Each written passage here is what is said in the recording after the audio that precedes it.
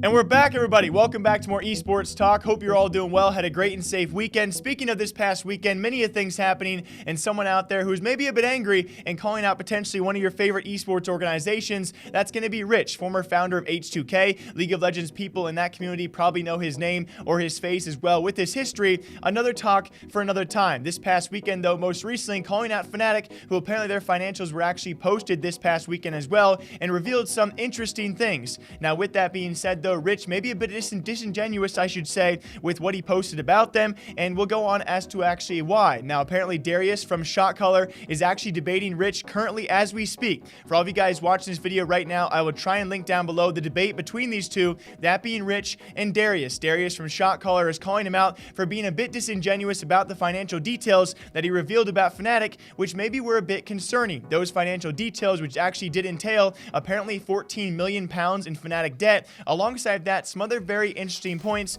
the first of which may be a bit disingenuous, is the fact that Rich said 14 million pounds in debt, although Fnatic is also owed 9 or nearly 10 million pounds themselves, so their net debt would be around 4 million pounds, not the 14 million that he was talking about. Now, with that being said, though, with that debate going on currently, I'll be back here tomorrow, guys, to break down their further points.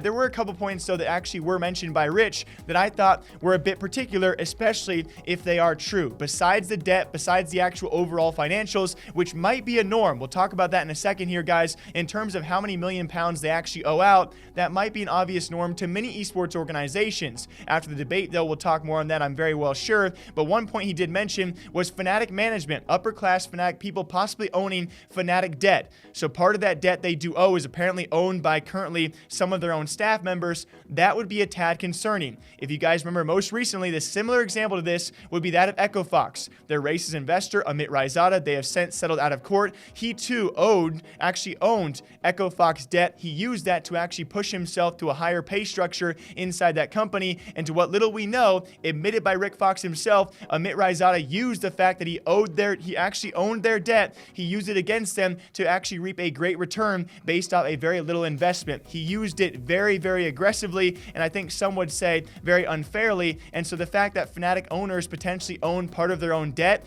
yes, that could be concerning if they use it against the organization in the future. We've seen it done in the past now, and so it would be a worry going forward. My second thought that Rich does bring up is the cash on hand for an organization like Fnatic. All this was actually sparked, if you guys missed it last week, we talked about Fnatic being rejected by a CSGO league for 2020, that being Blast Pro, supposedly because of maybe their financials, maybe their financial security not looking too hot for the prolonged future. And so all of this was actually sparked by that, and maybe given more backing by what Rich found. And so my last thought is, of course, when it comes to cash on hand, not only to compete in the LEC, but also LCS and other League of Legends leagues, I believe Riot actually enforces you must have a certain amount of cash on hand. And so Fnatic, if they have a low amount of cash, maybe that's why they were worried to take on more debt to try and pay for a CSGO league. Do they have enough cash on hand for the future to remain in League of Legends? I believe so, but it would make sense as to maybe why potentially their financial security is not near as what we think it's going to be. And so nonetheless, I think Rich might have been a bit disingenuous with what many people are calling a hate towards Fnatic about their financials.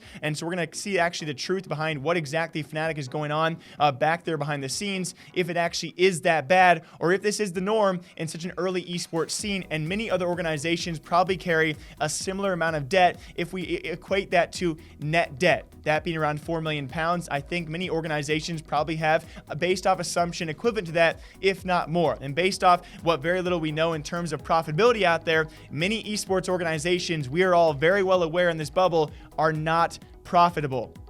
Right? Even FaZe Clan, we've heard from FaZe Apex himself confirm on a Josh Hart podcast, they've had a few profitable months. It doesn't mean they're overall profitable. Astralis has debts they are trying to pay off by raising money. They too are likely in debt in terms of at least some payments out there. We have Luminosity Gaming, their financials posted throughout this year. They barely profited throughout the entire last year. 2016 was a great year. 2019, maybe not so much. And they have had years where they lose money. Alongside that, we look towards other organizations. 100 Thieves, Nadeshot has admitted that they are not yet profitable. they expect to be hopefully sometime soon in the future, but not yet. Obviously, they are also one of the younger esports orgs out there, but we know many of the top-ranking esports orgs are not making money, and Fnatic is obviously and clearly stated not one of them. They are still in debt, but so are other mini esports organizations. We will hopefully find out the truth behind this, how disingenuous Rich was, or are these financials actually scary to look at, and why was Fnatic rejected from a CSGO league? Hopefully these answers will be actually given to us sometime soon.